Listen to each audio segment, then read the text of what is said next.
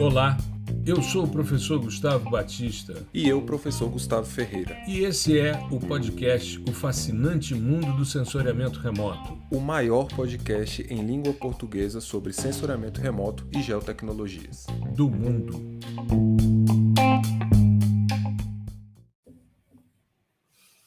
Olá, nós estamos começando mais um episódio do podcast O Fascinante Mundo do Sensoriamento Remoto. Hoje, episódio 171, do chão ao satélite, vamos repetindo. Vou recomeçar já que é do início, que aí eu faço um corte mais fácil. Então vamos lá. Olá, nós estamos começando mais um episódio do podcast O Fascinante Mundo do Sensoriamento Remoto, episódio 171, do chão ao satélite, e hoje vamos retomar a nossa minissérie PDI de 0 a 100. Tudo bem, meu querido amigo Gustavo Ferreira? Tudo bem contigo? Fala aí, professor, tudo bem? Tudo certo? E vamos falar de assuntos que são até tabu, né? Principalmente para quem está entrando, assim, que é muito. É meio exótico, sabe? Inclusive, saiu, né, para a nossa lista de e-mails, né? O pessoal que está cadastrado, nós divulgamos um texto. Justamente com essa temática, do chão ao satélite, abordando, né, não, além da criação da imagem em si, né, o processo que está envolvido desde da captação da energia que é refletida ali, né, ou emitida pelo alvo na superfície terrestre, até a disponibilização dessa imagem como um arquivo de imagem, de fato, até Exato. também chegamos a tratar sobre essa parte que eu falei que é mais tabu, que são as resoluções, né? Que geralmente as pessoas costumam confundir ou ter um entendimento meio diferente do que é na Equivocado, realidade, né? né? É um pouquinho equivocado. Equivocado, E aí a exato. gente vai passar por todos esses tópicos aqui, né? E tentar Uhum. esclarecer da maneira mais simples e direta possível o que está passando dentro dessa temática, né, do chão ao satélite. Maravilha. E lembrando a nossa audiência que no dia 3 de maio nós vamos ter um evento PDI de 0 a 100, né? E a gente vai trabalhar, né? Vamos discutir as dúvidas mais frequentes do ciclo de processamento. A nossa ideia é fazer um evento, nós vamos, né, solicitar, quando as pessoas se inscreverem, em breve a gente vai divulgar o link de inscrição para esse evento. Será um evento de um dia apenas, mas a nossa ideia é: você tem dificuldades em processar imagens de satélites, e aí você manda a sua dificuldade, né? A gente vai selecionar aquelas que são mais significativas, ou seja, aquelas que apresentam uma maior recorrência por parte da audiência. Devemos selecionar aí umas 6, 7, 8 por aí questões que abranjam todo o fluxo de processamento, para a gente sair do zero, do básico, da teoria, até chegar ao 100, né, para a gente entender todo o processo e as maiores dores que o nosso mercado apresenta. A gente tem se deparado com frequência, né, Gustavo? Tanto o Gustavo como eu, a gente recebe nos directs todos os dias, assim como na nossa comunidade, que é um coletivo de geotecnologias, falamos sobre isso em episódio recente, a gente recebe dúvidas as mais variadas, né? Desde dúvidas muito simples até dúvidas extremamente complexas, e são dores reais. Recentemente eu Exatamente. recebi de uma aluna do PDI-SAR, né, dessa nova turma aí do PDI-SAR, eu recebi uma questão e, ao final, ela se desculpou por ter mandado uma pergunta boba. E eu digo sempre: não existe pergunta boba, existe bobo que não pergunta. Se a dúvida existe, ela é legítima e ela precisa ser resolvida. Então, Exatamente. essa é a lógica desse evento que nós vamos fazer. E vai ser o evento em que nós vamos abrir simultaneamente as turmas do PDI-SL e do PDI-PAI. Então, nós vamos fazer um evento dia 3 de maio. Fiquem atentos, a gente vai. Já está rolando aí campanhas de divulgação, porém, a gente vai inserir aí essa questão para a gente poder coletar essas informações, essas Isso. dúvidas, essas angústias, para a gente ilustrar melhor o nosso evento, né? E lembrando que com o lançamento da turma também vai ter o lançamento de aulas novas, né, no curso. E para Sim. quem gosta de GEE aí, Google Earth Engine, a minha, né, aula que vai subir no PDI Pai é a aula de classificação de imagens com o GE no Python. Então tá muito bacana, tá bem legal, a gente já fez, já tá tudo bonitinho, só esperar lançar e subir essa aula nova aí para vocês. Eu ainda não pensei em qual aula vou disponibilizar, porque eu estou ainda imerso na gravação do No PDI SAR. SAR, né? Então, a gente está aí fechando a gravação do PDI SAR. Essa semana a gente fechou o penúltimo módulo e a gente começa agora, essa semana, a produzir o último módulo do curso e em breve a gente finaliza. Então, mais uma semana, a gente está com tudo pronto. E já conversamos com os alunos a respeito disso na aula inaugural. Toda vez que a gente lança um curso novo, tem o tempo de produção do curso novo, né? Mas ficou assim excelente, excepcional. Eu estava comentando com o Gustavo, muito me orgulha a produção do PDI SAR, assim como o PDI SL, o PDI PAI, os sistemas sensores, todas as nossas capacitações hoje são cursos de altíssimo nível e que muito nos orgulha, né, de termos tido a oportunidade de criar esse material e disponibilizar tantas pessoas, né? Isso é muito. E todos vão de 0 a 100.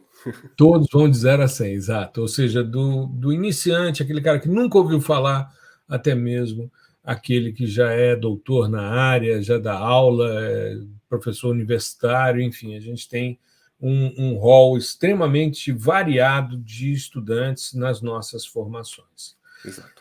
Vamos do chão ao satélite, então?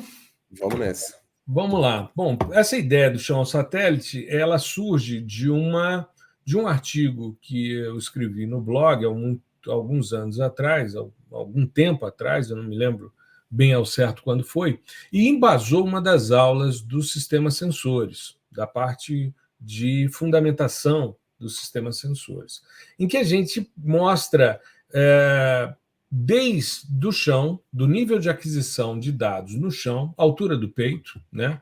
Você, quando pega um radiômetro de campo, você, quando pega um celular, uma câmera de um celular é um sistema sensor CCD, igual que tem um satélite bonitinho, e aí você pode colocar na sua altura do peito e registrar aquele espaço ali. Eu tenho algumas dissertações e teses que orientei na vida que as validações foram feitas com fotografias tiradas por câmeras digitais feitas no campo. Por exemplo, o índice espectral de profundidade de feição, o SFDVI, que eu desenvolvi em 2015, ele teve, entre as validações, teve um trabalho de um aluno meu que fez o seu mestrado em áreas de pastagens degradadas. Como é que ele validou isso? Ele subia numa escadinha, aquelas de 3 degraus, subia, tirava uma foto com a câmera digital, pegava essa foto, levava para um software e processava, classificava quais eram os alvos: vegetação, background de solos, sombra, né? E solo exposto, bom, background já falei, mas às vezes tinha resto de cultura, uma palhada, uma coisa assim, e isso era classificado, e a gente via quais eram as áreas que tinham melhor retorno. Tive um outro aluno que foi estudar a recuperação de áreas de pilhas de rejeito em mineração, era um cara que trabalhava com a parte ambiental de uma mineradora, e ele estava recuperando as pilhas de rejeito, utilizando hidrossemeadura, e ele queria saber qual o sistema que funcionava melhor, quando ele mantinha o topsoil, quando ele pegava o estéreo e fazia a incorporação de matéria orgânica. E como é que ele registrava isso? Sempre fotografia na altura do peito. Então, esse é o nível do chão, que é um nível bastante importante. Nós tínhamos, entre o chão e o satélite, um nível intermediário, que eram os aviões. Só que nós já tivemos ao longo da história pombo-correio, pipa, helicóptero, balão, né? E agora a gente tem os drones, que é uma plataforma de aquisição. Aliás, eu acho engraçado quando a gente vai fazer alguma discussão, alguma análise, eles perguntam, né, nos nossos cursos de PDI, vocês vão tratar de drones? Cara, drone é plataforma. Existem processamentos específicos, por exemplo, gerar modelo digital de elevação ou de terreno, usando drone, a parte topográfica e tal. Beleza. Só que é uma plataforma. Então, é você pegar a sua câmera que está na altura do peito e colocar num drone e, com isso, obter os dados. Uma outra plataforma que também é muito usual são os dados aerotransportados, os dados em avião. Normalmente se utiliza avião quando a gente vai testar um sistema sensor antes de colocá-lo em órbita. É muito caro você colocar uma experiência não testada, né? Você pode ter problemas. Às vezes, com os sistemas testados, você tem problema. Landsat 8, por exemplo, sistema termal, aquela reflexão do anel que segurava o terceiro espelho da câmera TIAS, gerando o fantasma circular na cena, foram descobrir depois. Melhoraram no 9, mas acontece. O problema de scanline corrector do Landsat 7, né, do ETM Plus, enfim, tem uma série. Vazamento de radiação no Aster, o crosstalk, né, da banda 4 para a banda 5 e para a banda 9, esse vazamento que ficou clássico na literatura. Né? Ou seja, uma série de problemas que a gente pode minimizar testando o sistema sensor aerotransportado. É muito mais barato. Você vai lá, ajusta uma coisa ou outra, calibra, verifica, e aí você ajusta. E o último nível de aquisição, antes da gente partir para as resoluções, são os níveis orbitais. Aí a gente tem 2 níveis orbitais. A gente tem os de baixa órbita, em torno de 400 quilômetros.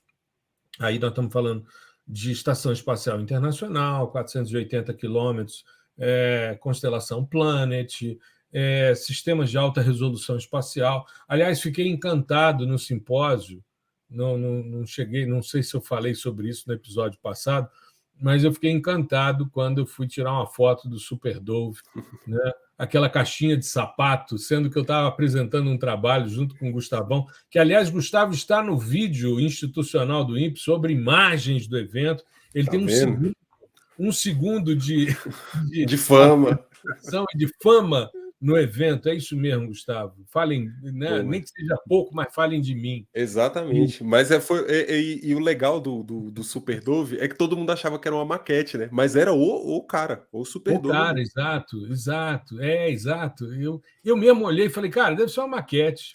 Aí, não, é o Super Dove. Eu falei, que legal, muito bacana, pequenininho. Fiz um post sobre as nossas experiências lá. Tem eu do lado do stand, uma foto que o Gustavo tirou, né? Eu do lado do Super Dove ali, mas achei um barato, principalmente porque a gente estava apresentando um estudo de potencialidades daquele sistema sensor, dos dados por ele gerados. Né? Eu fui ver um outro lá do Visiona, cara, o campo, o IFOV, aliás, o FOV, né? A abertura do FOV, uma coisinha desse tamanhozinho, Gustavo, do tamanho assim da cabeça de um dedo polegar, sabe? Mínimo, eu achei aquilo sensacional. Claro que a gente vê isso em celular, né? As câmeras miniaturizadas e tal, mas você pensar isso em órbita, adquirindo informação, cara, é de uma loucura muito grande. Ou seja, é um avanço tecnológico que me deixa assim profundamente feliz e extremamente emocionado quando eu vejo essas coisas. Eu que sou da área há tanto tempo, né? Sim. E a gente tem, além disso, uma órbita um pouco mais alta, em torno de 700 quilômetros, onde a gente tem aí o Landsat 8, 9, os Sentinels da vida, principalmente o 1, 2, né, o 3. O 4 ainda não foi colocado em órbita, mas o 5P já tem ele também tem uma órbita nessa altitude. E ainda tem uma terceira, que aí sim são geoestacionários, né? Então, a gente tem aí uma órbita baixa, entre 400 e 700 quilômetros, e a gente tem uma órbita geoestacionária mais ampla. E, infelizmente, o nosso planeta é hoje o único planeta no sistema solar. Enquanto Saturno tem anéis de gelo e de gases, Urano tem anéis de rocha enegrecida. Agora o James Webb conseguiu visualizar, né, esses anéis. Já tinha visualização anterior, mas o James Webb conseguiu mostrar, parece que 11 dos 13 anéis, e agora a gente é um planeta que tem anéis, só que de lixo. Né? A gente tem Detritos. de detritos aí 2 grandes anéis, um de órbita baixa, que é quase polar, e o outro geoestacionário, que é mais equatorial.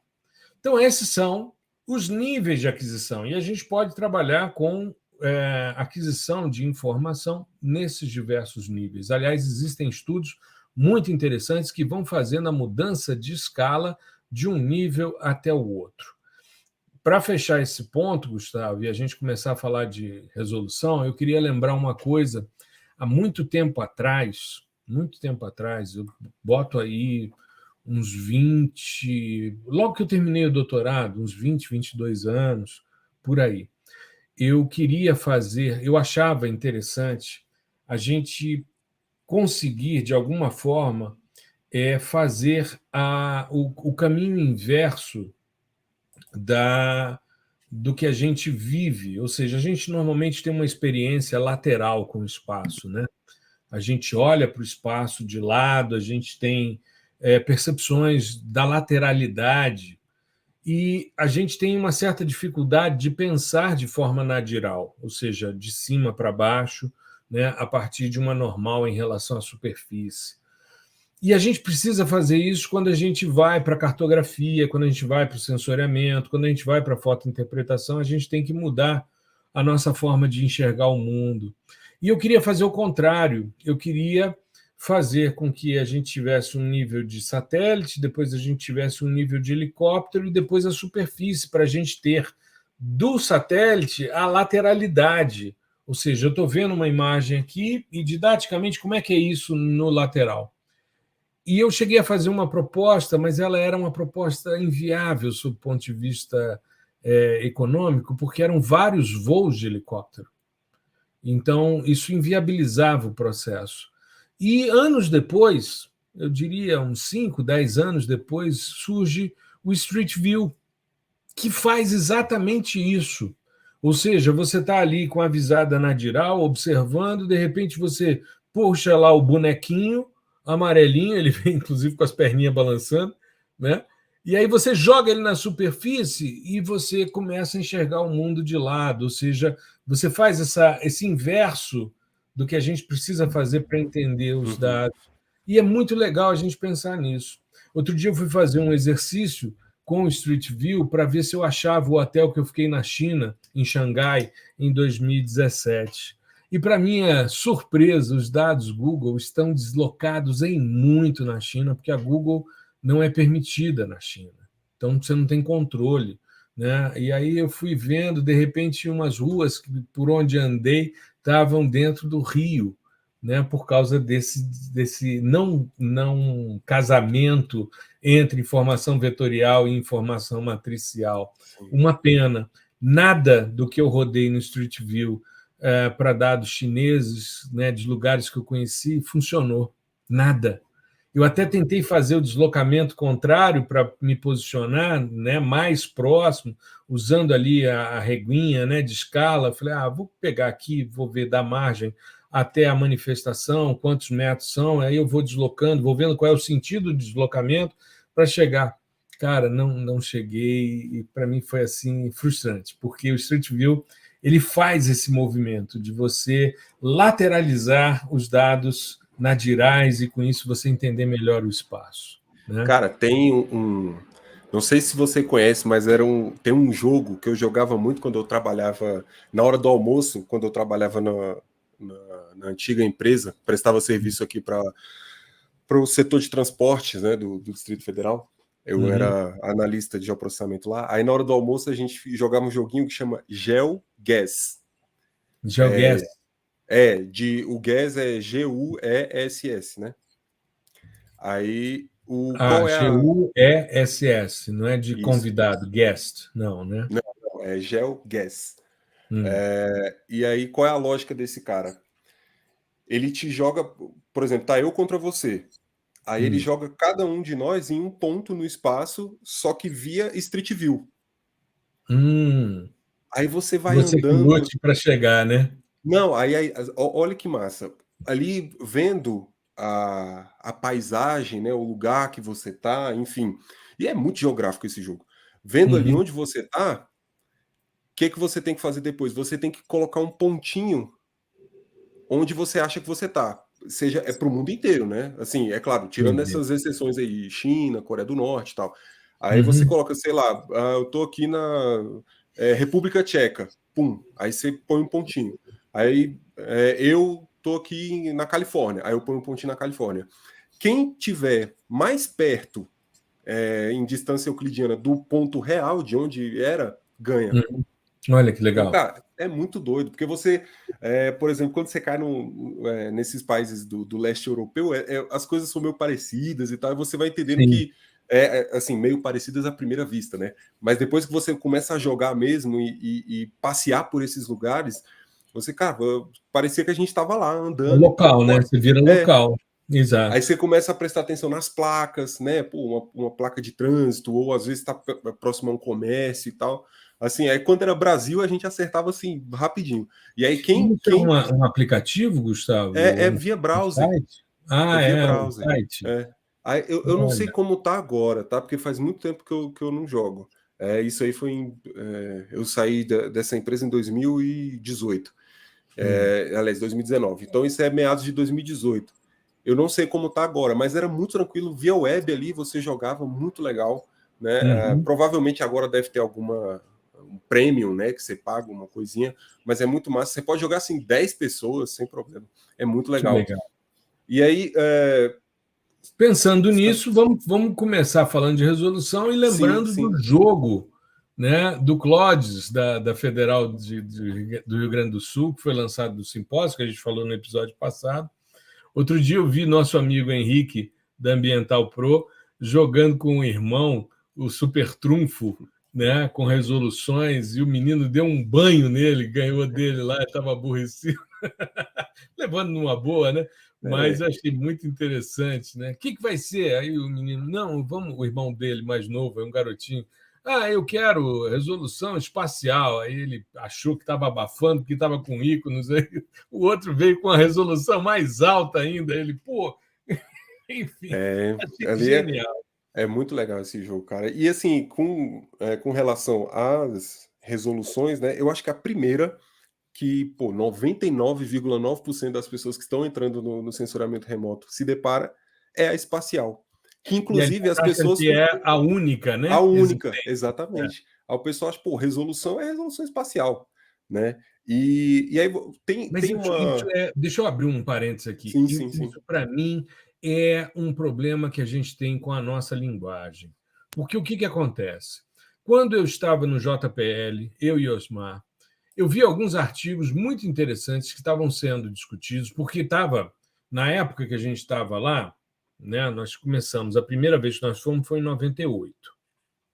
Em 99, os caras colocam o Iconos 2 em órbita. É o primeiro grande sistema sensor de alta resolução que a gente tem, com 1 metro de resolução espacial. E o voo de 95 da missão Scarby era de 20 metros de resolução espacial. Era a média resolução. Porém, logo que a gente começou a frequentar, 99, 2000, eles fizeram um voo na Argentina usando o Twin Otter, que é um avião que voa mais baixo, e com isso eles começaram a ter imagens com 2 a 4 metros de resolução espacial. Inclusive, desenvolveram um sistema de retificação da linha de voo, porque na troposfera você tem muita interferência, você acaba zoneando as estruturas geométricas. Então você precisa corrigir, inclusive a borda da imagem fica toda, né, sinuosa para você corrigir essa questão. Isso, parece uma cobra subindo, né, dançando. Enfim, e aí eu comecei a ver o termo hyperspectral, porque já tinha o hyperspectral e tinha Uhum. o hyperspectral. E nos anos 2000 sai o MODES, que era hypertemporal, né? Que era hipertemporal. E depois a gente começa a ver o próprio íconos com 11 bits como um sistema hiperradiométrico.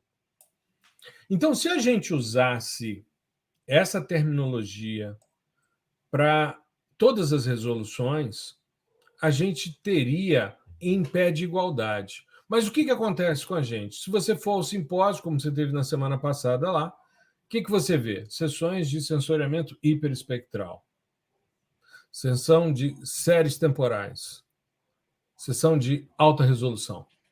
Aí você Sim. olha, alta resolução, qual é a alta resolução? Espacial. Exato. Ou seja, já coroam a resolução espacial como sendo a coqueluche do momento, sabe? Era isso que eu ia falar. Muitas vezes, na maioria das vezes, as pessoas estão sempre buscando um dado de melhor resolução espacial. E é engraçado porque em todas as disciplinas que eu tive, desde a graduação, que trataram de sensoriamento remoto, processamento digital de imagens, o professor fala que, cara, depende do projeto, depende da sua escala de atuação, é regional, é nacional, é municipal, é local, é cadastral, depende muito. Então, ou seja, tem uma relação direta com a componente cartográfica, depende do fenômeno que você quer analisar. E mesmo assim, as pessoas saem da academia e continuam o papo. O dado X é melhor, porque ele tem 1 metro de resolução espacial. Às vezes ele tem 1 metro de resolução espacial e só banda na região do visível. Exato. Né? É só pancromático. É só pancromático, como era o WorldView 1. Né? Pois é. O WorldView então, 1 assim, era pancromático, e aí? Alta resolução espacial. Viva! E aí? Então, assim, a gente está falando realmente. Resolução espacial está diretamente ligada ao nível de detalhamento dos objetos. Você vai conseguir distinguir melhor os objetos. Por exemplo, numa imagem aérea, né, de aerolevantamento, às vezes você tem um pixel de 30 centímetros. Pô, 30 centímetros sei lá, o lado aqui do azulejo aqui, da cerâmica aqui do chão da minha casa. É uma área muito pequenininha, muito restrita, ou seja, você vai ter muito detalhamento, né? Mas é claro que vai depender da sua aplicação. E aí, voltando um pouquinho da parte mais intuitiva e prática do que é resolução espacial, quando a gente fala de resolução espacial, aqui a gente está dizendo que é a medida de um dos lados do pixel. Né? Na maioria das vezes nós temos um pixel quadrado, né? Mas existem outros, né? E o lado desse quadrado que vai dizer a resolução espacial. Por exemplo, dados Landsat, as pessoas, a resolução é 30 metros. O que isso significa? Significa que um lado desse pixel ele tem o tamanho de 30 metros. Agora, a área desse pixel, como calcular a área do quadrado, gente? Lado vezes lado. Então, se você pôr 30 vezes 30, a área que o pixel cobre é 900 metros quadrados. E tudo que está ali dentro vai compor um número digital. Exatamente, ou seja, 900 metros quadrados, a gente já falou aqui, é um lote gigantesco, cara. Né? Exato. Lote de mansão aqui e tal. Então, assim, o tanto de coisa que cabe dentro de 900 metros quadrados, né, é absurdo. Então, a ideia que a gente tem que atrelar é isso. Esse 200, porque eu digo isso pelo seguinte, porque às vezes, principalmente o pessoal que está na graduação, quando a gente fala, o Landsat tem resolução de 30 metros, aí ele entende que é 30 metros quadrados, que é a área. E não, é só um lado, é uma convenção, né? É o lado desse quadrado. A gente poderia falar que a resolução do Landsat é 900 metros quadrados. Né? Isso, se estivéssemos falando com a área do pixel, em termos de área.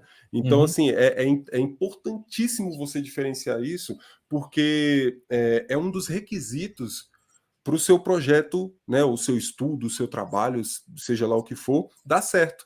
Você precisa de saber dessas coisas. Por exemplo, na disciplina que a gente está fazendo agora, né, que eu estou fazendo, que o professor está ministrando, nós vamos utilizar métricas. Vamos utilizar os dados Planet para calcular métricas urbanas, né, verde urbano, por exemplo. Então, se você pega um pixel do Moldes, que tem 250 metros, isso dá mais de 60 mil metros quadrados de área. Cada isso pixel. Se você estiver trabalhando com um pixel de 250 metros, porque ele tem pixel de 500 e pixel de 1 quilômetro, né? Isso, exatamente. Então, assim, olha o tamanho desse cara. Como é que você vai separar o verde urbano, ou seja, aquela porção, aquele canteiro, aquele parque, aquela pracinha pequenininha que está ali no meio da Aquela rua, aquela vegetação na borda da rua, arborizada, isso. né? Então, Exato. como é que você vai diferenciar isso? Não tem como. Então, você Uhum. tem que usar o dado de acordo. Inclusive, as planets, elas estão no limite ali. Se você tem uma resolução um pouquinho pior, você já não consegue ver. Entendi.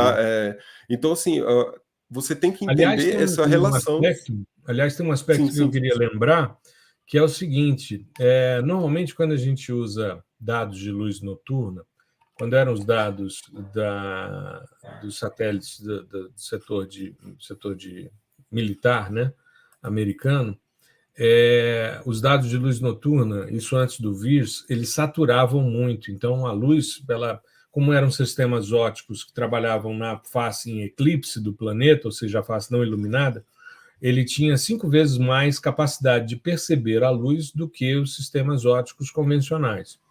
E aí, um pontinho de luz virava um borrão de luz. E a gente balizava essa luz usando os dados de vegetação do MODES. E por que a gente usava os dados de vegetação do MODES? Porque com 1 quilômetro de pixel de vegetação no MODES, o que é a área urbana é não vegetada.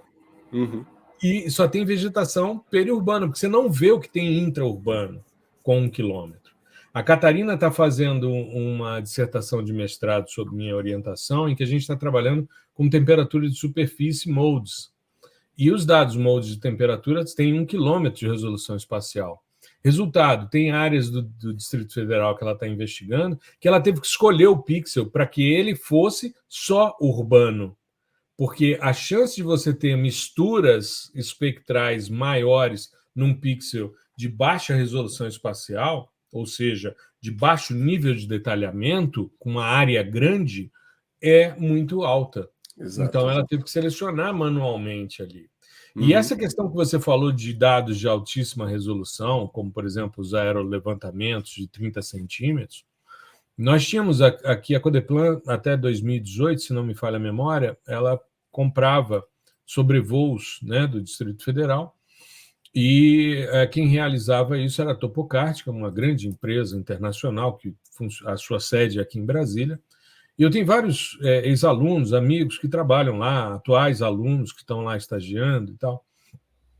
E eu me lembro que eu fui fazer um estudo para uma comunidade de agricultura orgânica na região de Padre Bernardo, que fica logo depois de Braslândia, né? Bem próximo aqui ao Distrito Federal. E quando eu recebi os dados, eram 45 centímetros de resolução espacial, os pixels. Eu tive que degradar para 5 metros para poder processar os dados e atingir a escala de trabalho que eu queria.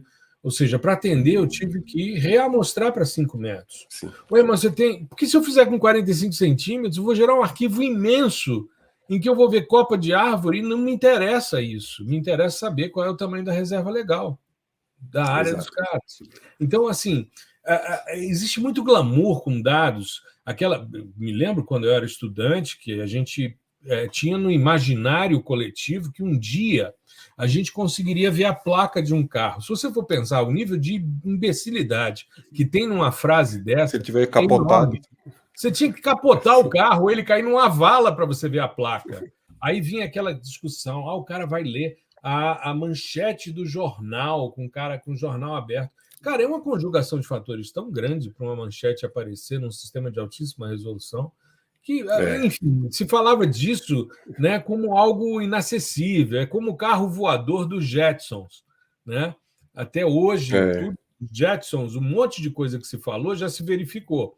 Mas o tal do carro voador ainda é protótipo, ainda está vindo aí. E eu fico pensando, meu Deus do céu, se no chão as pessoas dirigem tão mal, imagine no ar. Pois Melhor é. não. Segura Imagina um essa. pedaço desse bicho voando aí, soltou do carro. Mas cara,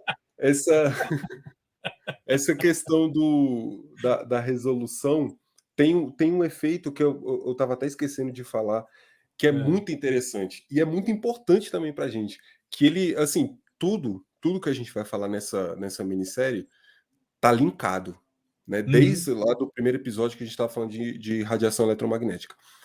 Por exemplo, qual é a característica desse efeito? Vejam só, a gente tem o Landsat com 30 metros, né? Então, um lado do quadrado ali do pixel é 30 metros. Uhum. E no Landsat você consegue ver a malha viária, né? Por exemplo, se você pegar aqui uma pista, Uhum. né, maiorzinha aqui do Distrito Federal, vai ter o quê? 10 metros no máximo de largura. Como é que um negócio de 10 metros de largura vai aparecer num pixel de 30? Né? Ou Aí, uma estrada de chão de 5 metros, exatamente.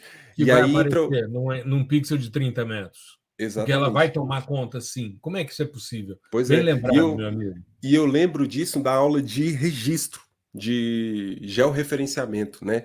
Que o professor Osmar falava: ó, vocês têm que encontrar entroncamento de via, né? Os pontos que formam Uhum. ali mais ou menos uma cruz ou uma quina, alguma coisa do tipo, assim, né? Alguma manifestação geométrica no espaço, Isso, o né? formato geométrico para você ancorar aquele ponto.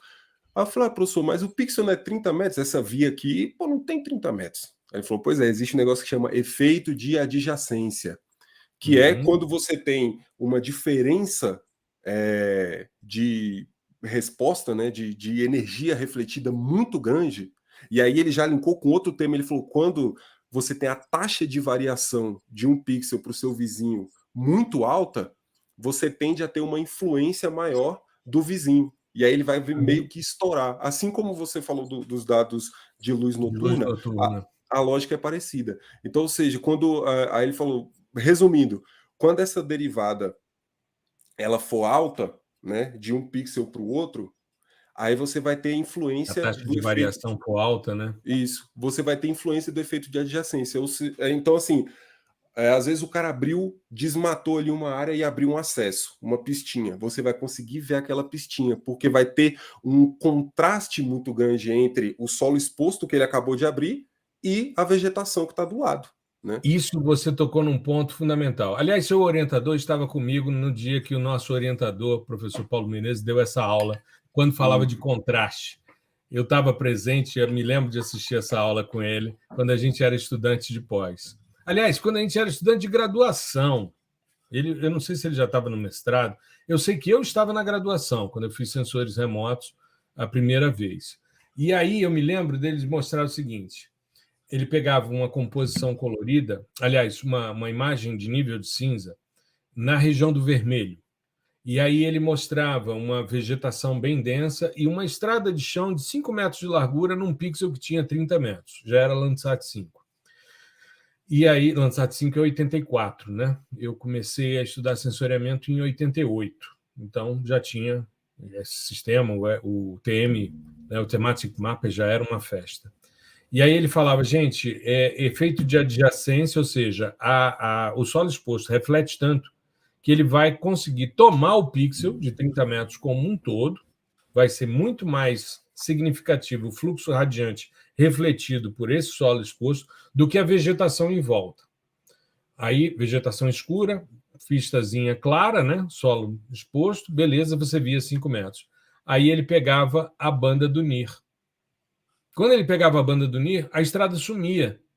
Aí ele dizia: tudo é em processamento, tudo é uma questão de contraste. Sim. Quando você vai para o NIR, você tem alta reflectividade ou um albedo elevado na região do NIR, do solo e da vegetação, eles não se separam. Quando você vai para o vermelho, o albedo da vegetação é baixo e do solo é alto, você tem contraste. Aí você tem a percepção de alvos pequenos a partir de uma resolução de Sim. 30 metros. Que E lembrança boa é essa, Gustavo? Que lembrança boa. Massa, né? Isso está numa das aulas, está nas aulas tanto do PDI-SL como do PDI-PAI. Tem um slide, inclusive o slide é do Paulo. Eu usei as imagens, os cortezinhos, né, que ele mostrou à época. Né? Uhum. Eu tenho esse arquivo guardado e tive a oportunidade de mostrar.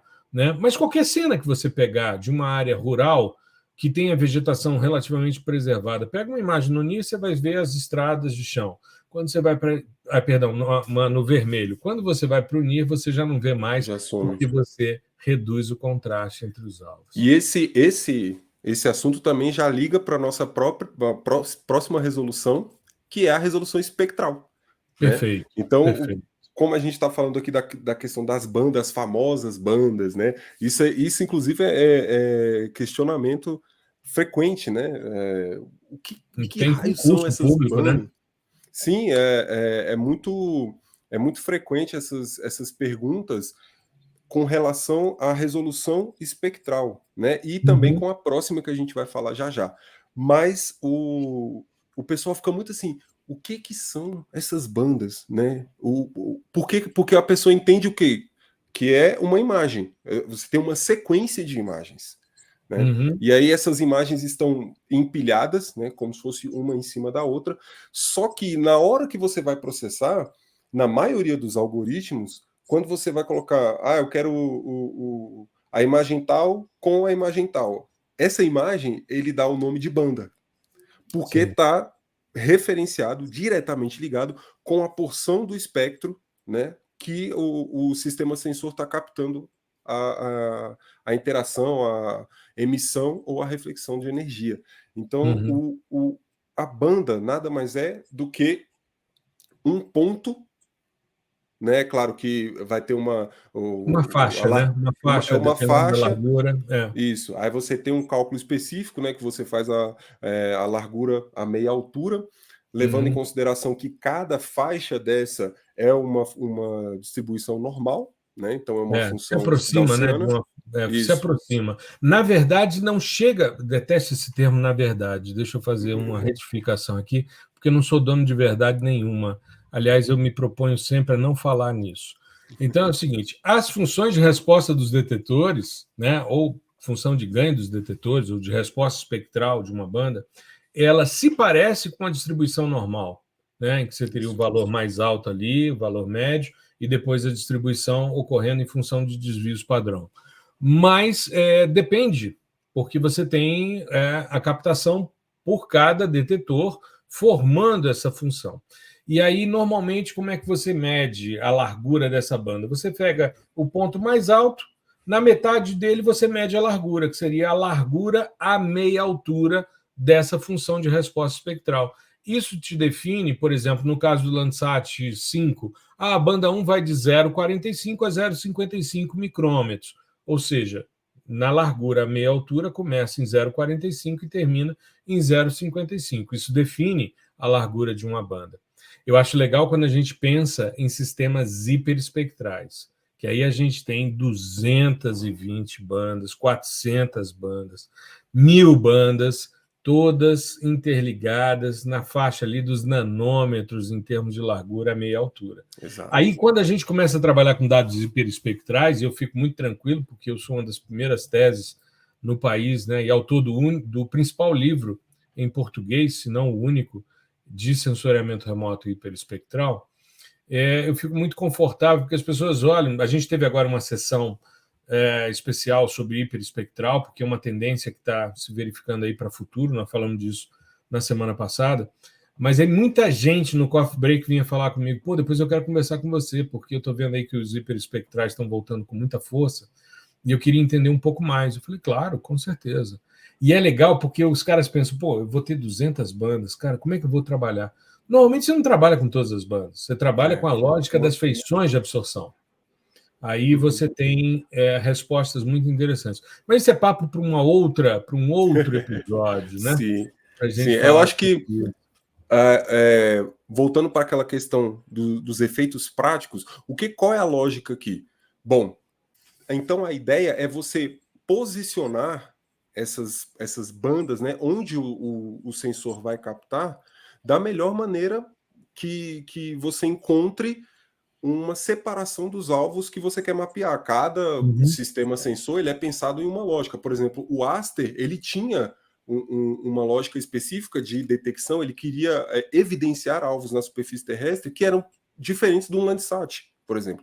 Então você vai. Ele pegava, inclusive, a banda 7 e subdividia em 5. Se não fosse o crosstalk, que detonou o sistema, porque os espectros vinham completamente bagunçados, se não fosse esse problema, o Aster seria genial para a gente trabalhar com mineralogia.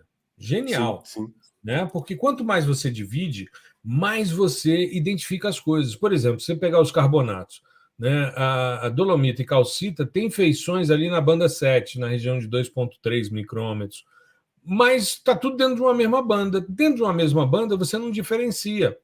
Você pode até usar algumas estratégias de processamento para chegar a isso, mas o ideal é que você use uma feição de absorção para cada indivíduo. As feições seriam como as impressões digitais de cada elemento, porque são eventos quânticos específicos de determinados comprimentos de onda que não vão mudar, né? E aí você consegue identificar muito bem um alvo em relação ao outro. Eu trabalhei com relações mineralógicas com dados hiperespectrais de caulinita e gibbsita, justamente para separar o grau de intemperismo dos solos, para dizer qual era o mais intemperizado, o menos intemperizado, e fazendo análises termogravimétricas para poder fazer quantificação desses minerais e verificar se as relações espectrais correspondiam às relações analíticas, né, desses materiais. E funciona, por quê? Porque a gente sempre pensa que a profundidade da feição é proporcional ao conteúdo do material. Então vira uma festa, né? E aí a ideia é sempre essa, é você posicionar no melhor, na melhor faixa, né, para você identificar determinados alvos. Inclusive, isso está linkado também com um tema que a gente vai abordar nos próximos capítulos, então vou deixar ele guardadinho, que é a interação com a atmosfera. Porque você tem que posicionar esse cara também em locais que a atmosfera não seja opaca, né? Porque se você Que ela está seja querendo... transparente, né? Que ela permita que a luz entre e interaja com a superfície. Isso. Né? Mas aí a gente fala no episódio específico, né, para as correções, mas então a lógica é quanto mais subdivisões você tem dentro de uma região específica do espectro, melhor é a sua resolução espectral. Como eu vejo isso na prática? Se você pegar um espectro, por exemplo, de um Landsat, de um alvo de vegetação, você vai ter ali 5, 6 pontos. E aí o seu espectro vai ser a linha que vai ligar esses pontos, né? Então ele vai ser um pontinho mais baixinho no azul, um pontinho um pouquinho mais elevado no verde, um mais baixinho no vermelho, um elevadão no infravermelho, né? E ele vai descer até o infravermelho de ondas curtas. Então você só vai ter esses pontos e o seu espectro, a sua assinatura espectral, né, que é essa linha, ela vai ter um formato bem pontiagudo, bem retilíneo. Agora, se você pega um sensor hiperespectral, que tem uma resolução espectral muito maior, você vai conseguir detalhar pequenas nuances nesse espectro. Ele vai ficar muito mais suave, né? E mais detalhado. É que essa é a ideia da resolução. Quando você tem um vídeo em 360p, não fica tudo ruim de visualizar, tudo pixelado, e quando você está ali em 2K, em 4K, fica tudo muito mais detalhado. É a mesma tem lógica. Mais alta resolução, né? Exato, é a mesma lógica dos espectros, né? Quando você pega um espectro de vegetação de sistemas hiperespectrais, você consegue identificar N comportamentos específicos da vegetação que não são identificados, por exemplo, num sistema multiespectral, né? A água no conteúdo foliar, né? Você só consegue identificar em bandas específicas. Se você não tiver, vai ser uma linha reta ali, não vai ter nada de feição de absorção e nem pico de reflexão. Então, Mas ideia... aí entra um aspecto que é importante salientar. Sim. Você vai perceber bem no dado hiperespectral se a relação sinal-ruído for alta. Exato. E aí a gente esbarra numa questão que os orbitais normalmente têm de uma baixa relação sinal-ruído. O que é relação sinal-ruído para a nossa audiência que talvez não conheça? Né? É a divisão do sinal, da informação que interessa, em relação ao ruído, que é informação que degrada o sinal. Então, como é uma divisão, quanto mais alta a relação, mais sinal você tem, menos ruído você tem. Quando essa relação é baixa, você começa a ter muito ruído, e aí o seu espectro fica muito ruidoso, ele fica oscilando muito. Então, muitas vezes, o que você acha que é uma feição espectral, uma banda de absorção, acaba sendo um ruído. E essa questão do Landsat que você falou me lembrou bem também das discussões para 2030 do Landsat Next, né? Porque atualmente a gente tem aí 11 bandas, né? São 9 bandas no Oli, 2 bandas no Tears, e a gente tem aí a perspectiva de 26 bandas para o Landsat Next, que já está sendo discutido. E aí você tem aumento nas bandas do início ali, do azul costal.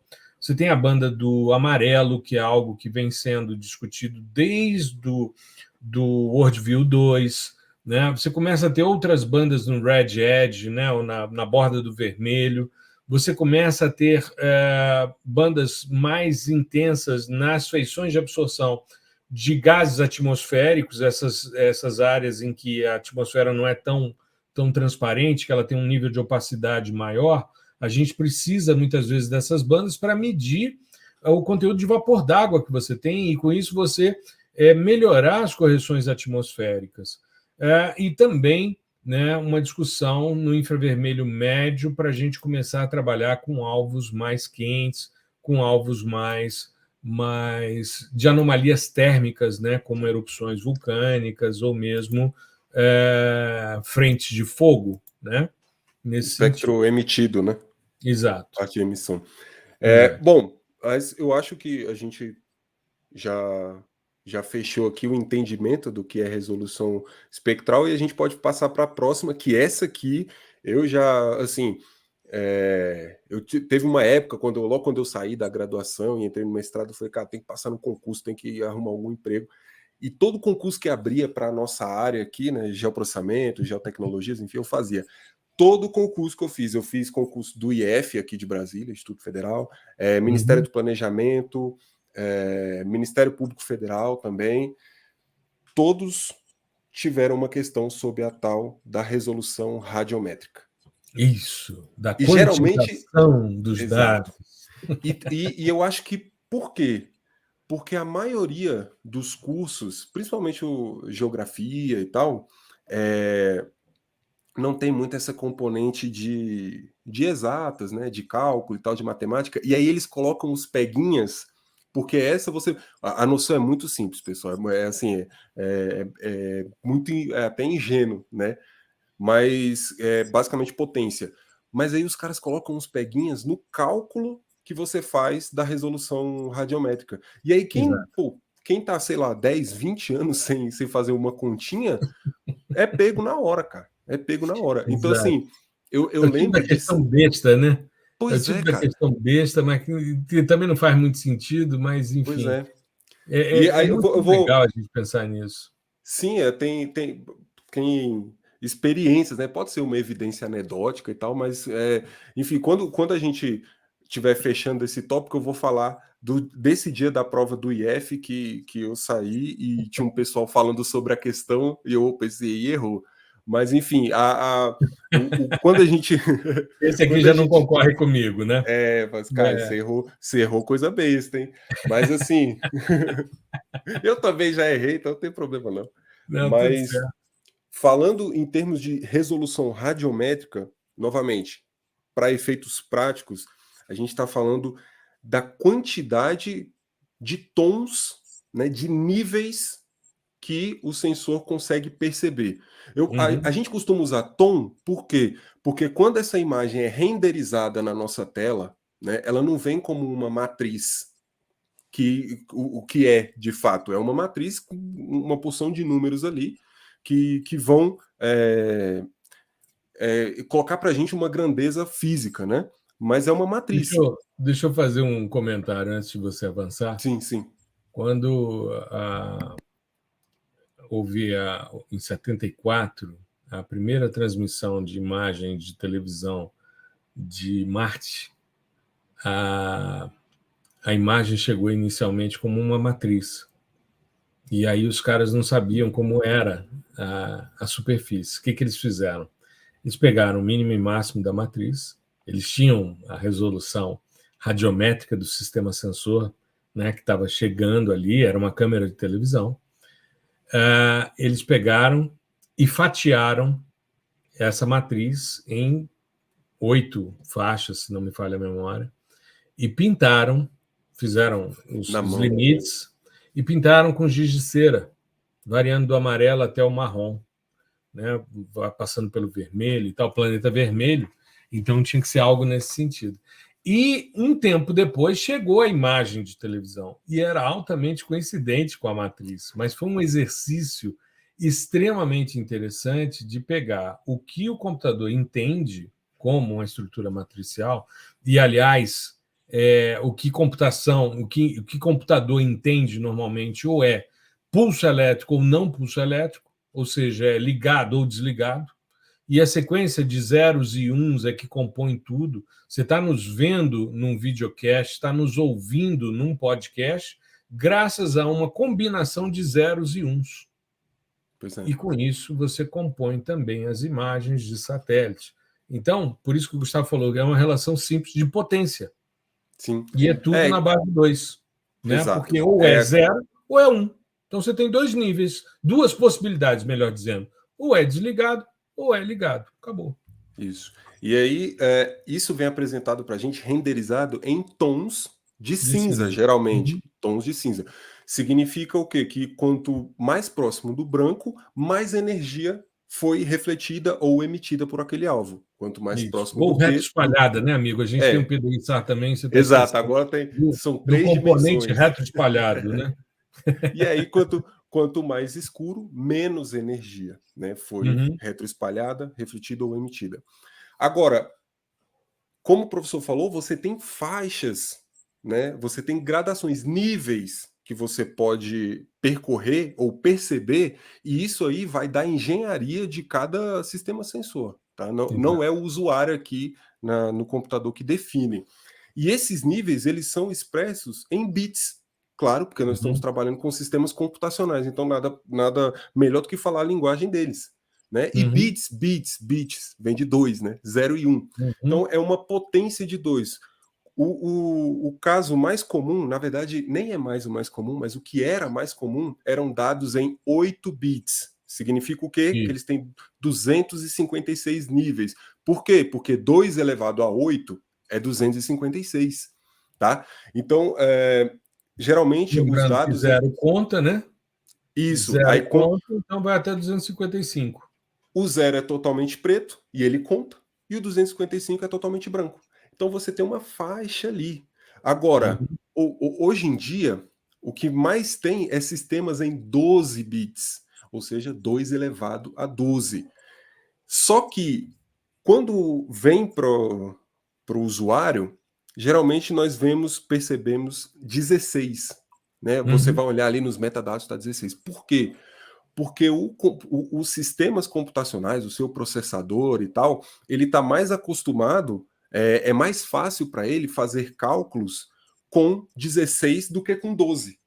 12 fica mais quebrado do que 16. Então, o que acontece? Esses dados vêm para a gente reamostrados para 16.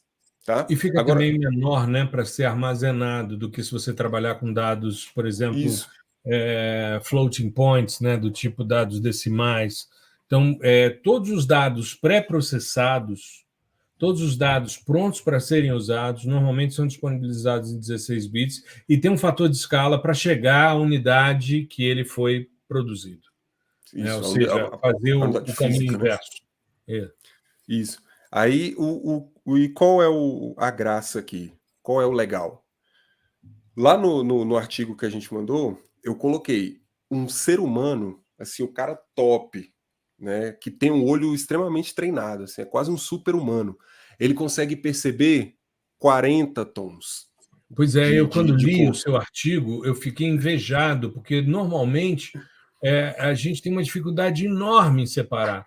Eu Sim. sempre li a respeito, né, que diziam que um indivíduo enxerga normalmente 16 níveis. Aí você falou de 40, eu falei, caraca, é o Sim, super-homem na exato. percepção do nível de cinza. Sim, esse é o maior nível que já atingimos. Então, assim, o cara que é totalmente fora da curva, ele percebe 40 tons. Né? E aí vem a pergunta: então, para que raios eu vou fazer um negócio em 256, em, por exemplo, 65 mil? Pois é coisa pra caramba. Aí você não vai perceber mesmo.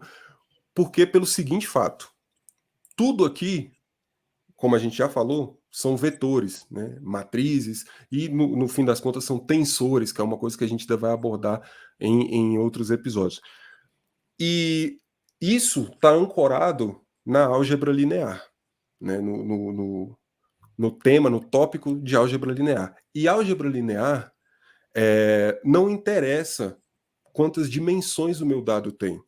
Porque nós, seres humanos, estamos acostumados, principalmente falando de espaço, né, a ter 3 dimensões e uma outra dimensão que seria o tempo.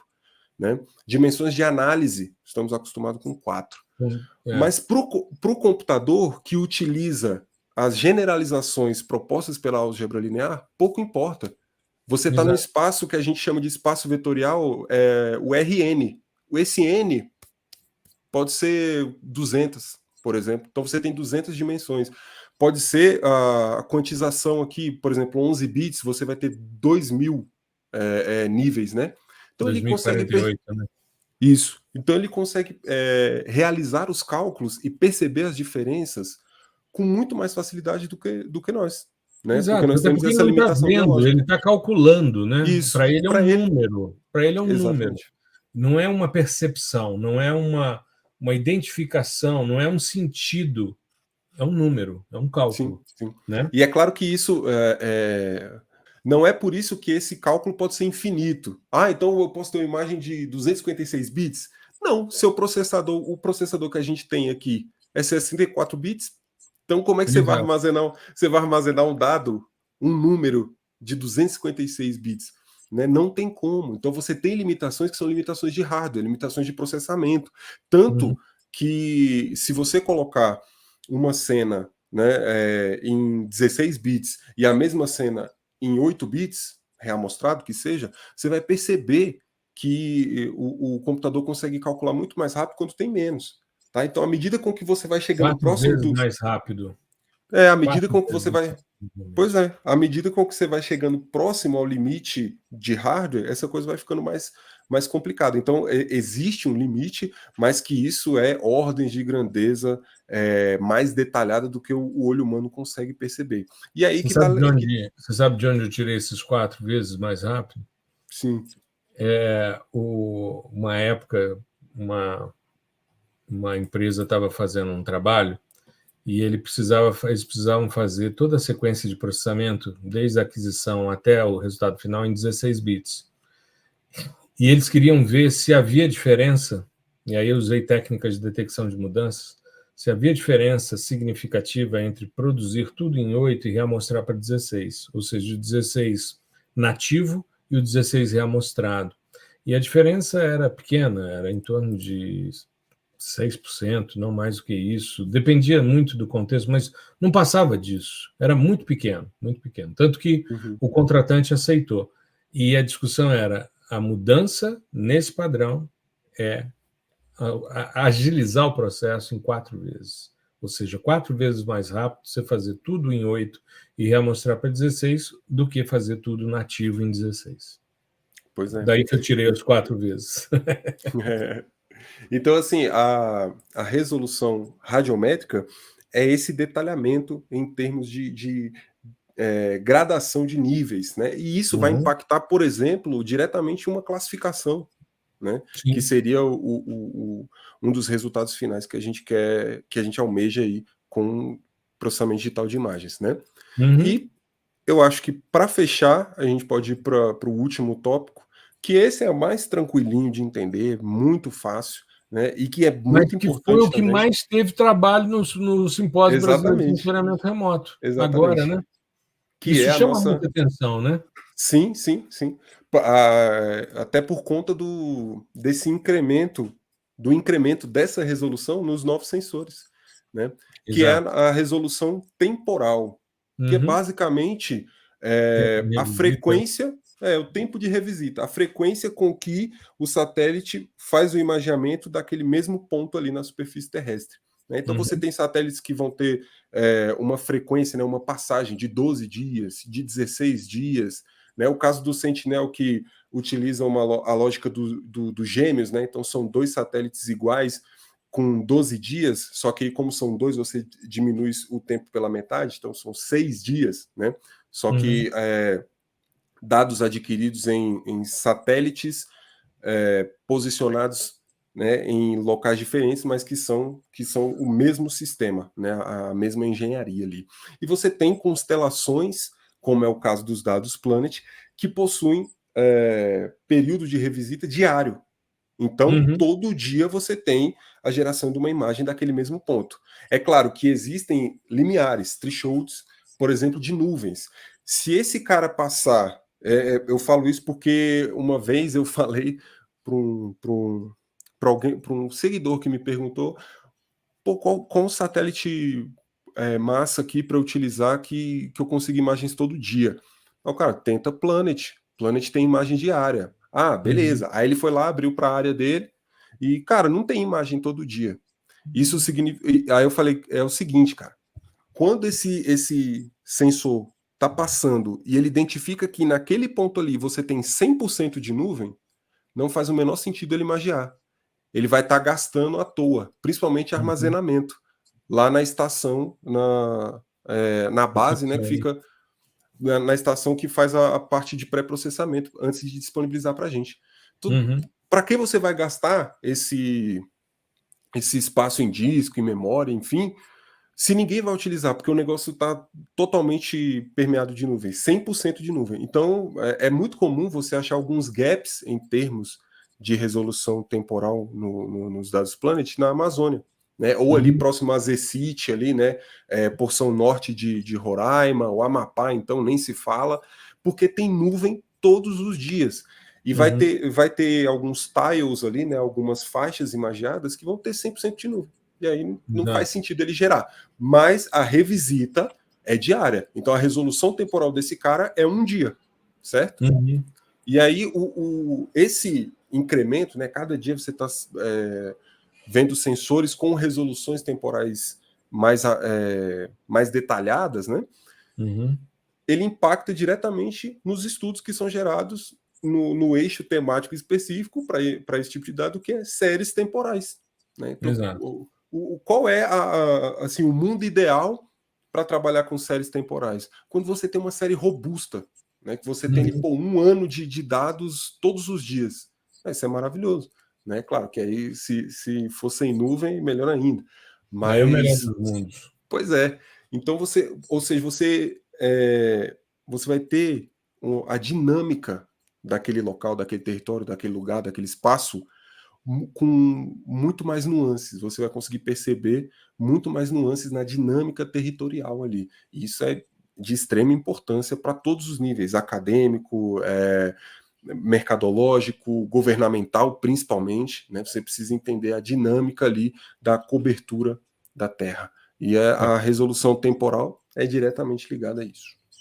Maravilha, maravilha. Fechamos do chão ao satélite. É isso. Discutindo níveis de aquisição e resoluções. Muito bom mesmo. É isso. E vamos dar continuidade. Próxima semana a gente vai falar sobre modelagem espectral, e aí a gente já entra na questão das correções, dos efeitos atmosféricos, enfim. Dos índices, os queridinhos, né? Os queridinhos do pessoal, os índices espectrais. Principalmente a turma do agro aí, que adora o NDVI, eu acho fantástico isso, essa apropriação, acho muito bom. E lembrando, então, dia 3 de maio, já marca no seu calendário lá, nós vamos fazer PDI de 0 a 100. Eu preciso, hoje me perguntaram lá se era D, e aí eu fico confuso. De 0 a 100, né, principais dúvidas ou dúvidas mais frequentes, enfim, para a gente poder trabalhar dentro de uma demanda da nossa audiência. Legal? É isso. Exato. Então vamos encerrar aqui o nosso episódio. Uma boa semana a todos. Fiquem bem, se cuidem. Gustavão, se cuide também. E a gente se vê rapidinho. No caso, a gente se vê amanhã, porque você tem aula comigo. Tem aula amanhã. Mas a gente vai conversando aí, beleza? Perfeito. Um grande abraço, boa semana. Tudo de bom. É isso, um abraço, pessoal. Boa semana.